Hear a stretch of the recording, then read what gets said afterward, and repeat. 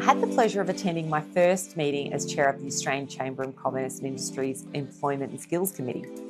We're pushing the need for future-focused employment and skills systems to create an adaptable workforce for an ever-evolving labour market here in Victoria and Australia. I also had my second meeting as board member of the Victorian Skills Authority Advisory Board, playing a part in the crucial role of advising government with independent and strategic direction.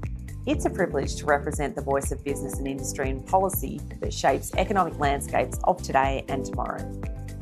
The Bushfire Committee came together to discuss the ongoing support needed by those impacted by bushfires this summer.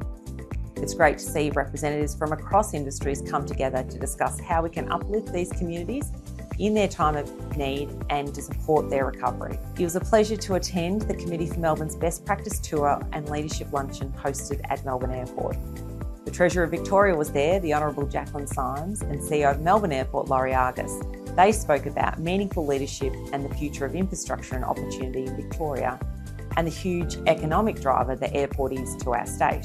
Recently, the 2026 Asia Pacific Incentives and Meetings event was held at Melbourne Convention and Exhibition Centre. What a perfect way to showcase the Centre's 30-year anniversary of important contribution to Melbourne's events pipeline. This year is also the Melbourne Convention Bureau's 56th year as a valued member of the Committee for Melbourne and the Victorian Chamber. A big thank you to the Port of Melbourne for hosting an insightful tour of Australia's largest capital city container and general cargo port. Contributing over $11 billion to the Australian economy annually, the Port of Melbourne supports 30,000 jobs nationwide and handles 3.4 million containers a year. Last week, I had the honour of being involved in Melbourne University's 2026 Leadership Conference. This opportunity to speak to 125 of Melbourne Uni's brightest minds about the importance of meaningful partnerships between community, institution, government and business. And yesterday, I had the pleasure of hosting an exclusive webinar presented by the Workplace Gender Equality Agency.